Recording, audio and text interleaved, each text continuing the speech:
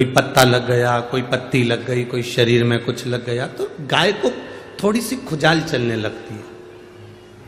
जो ग्वाला होता है ना, गाय चराने वाला, वो गाय के शरीर पर हाथ फेरता है तो गाय को बड़ा अच्छा लगता है। आप लोगों ने कभी गाय के शरीर पर हाथ फेरा? जम के तो बोलो जरा, फेरा है ना?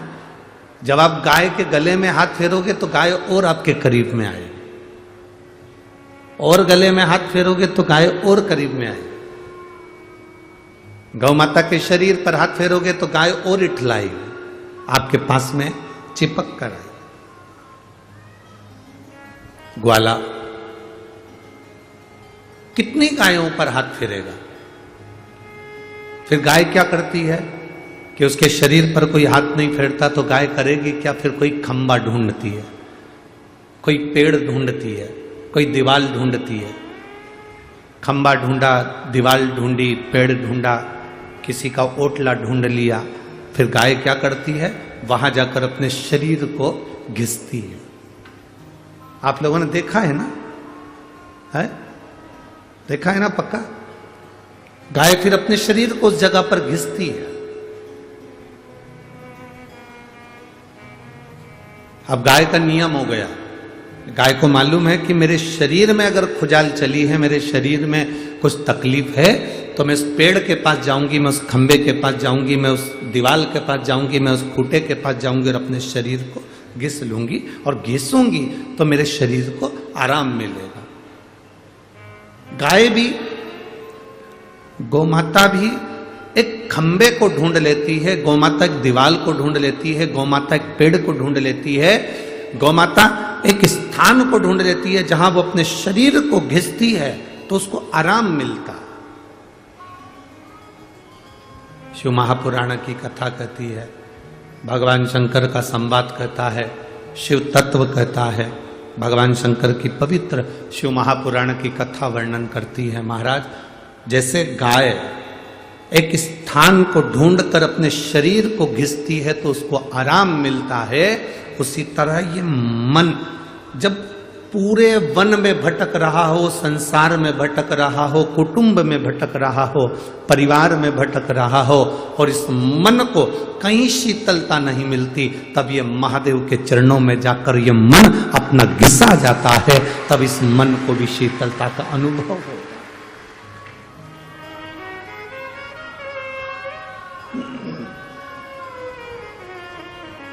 तब इस मन को भी शीतलता का अनुभव होता है, इस मन को भी आनंद का अनुभव होता है, इस मन को भी श्रेष्ठता का अनुभव होता है, ये मन भी आनंदित होता है। हमारा एक निवेदन है, पूरे जितने श्रोता भाई बहन यहाँ कथा सुन रहे हैं और जितने टीवी पर सुन रहे हैं, जितने मोबाइल पर सुन रहे हैं, उन सब से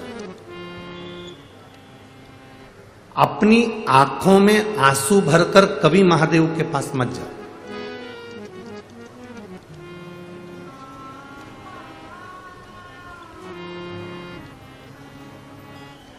कितना भी दुख हो, कितनी भी तकलीफ हो, कितना भी कष्ट हो, आंख में आंसू नहीं आना चाहिए।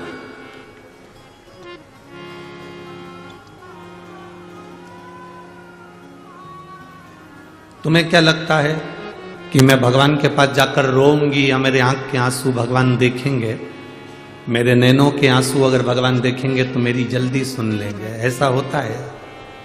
अरे बोलो तो जम के, भगवान तुम्हारे नेत्रों के अश्रु से तुम्हारी बात नहीं सुनते।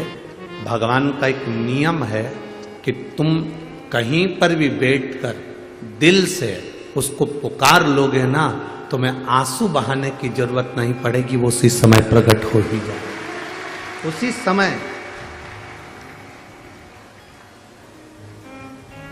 और शंभो शरणे पड़ी मांगू घड़ी रे घड़ी, दुख काटो दया करी दर्शन आओ।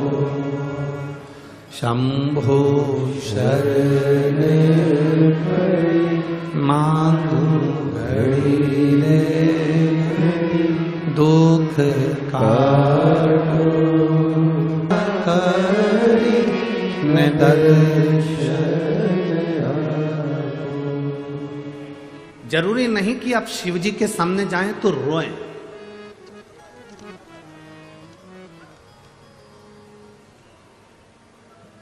पर कई लोग हैं बाबा के सामने पहुंचते हैं, आंख में से आंसू झड़ने लगते हैं। कई बैठे हैं यहां, कई बैठे हैं टीवी के सामने, कई बैठे हैं मोबाइल के सम्मुख में कथा सुन रहे हैं। भगवान के सामने पहुंचे और उनकी आंख में आंसू आए।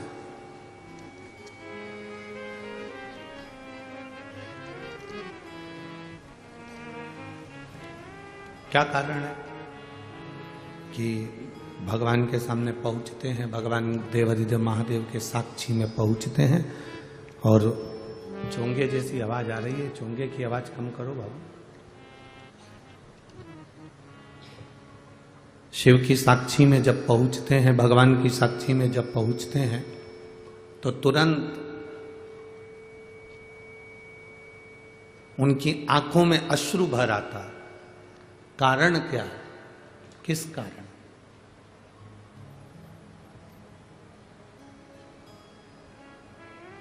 वो कारण है कौन सा? शिव महापुराण की कथा कहती है वो केवल एक कारण है।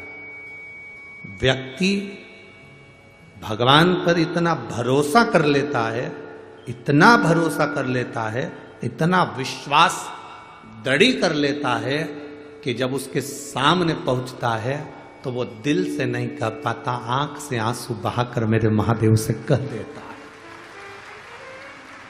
उसके नयन के अश्रु बह रहे होते हैं, आंख से आंसू निकल रहे होते हैं। वो नहीं चाहता कि मैं रोऊं, वो नहीं चाहता कि मेरी आंख से आंसू बहे, वो नहीं चाहता कि मेरी आंखों में अश्रु आए। पर महादेव को जैसे ही वो देखता है, महादेव के सामने जैसे ही वो पहुंचता है, उसकी आंख से आंसू बह जाते हैं, बहते हैं। ये केवल आपके साथ नहीं होता। जिसको आप दिल से चाहते हो ना, उसको देखते से ही आंख में आंसू भर आते हैं।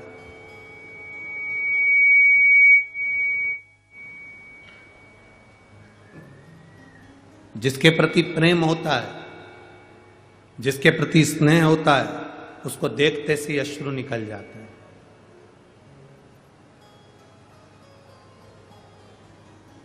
एक मिलन का बिंदु है।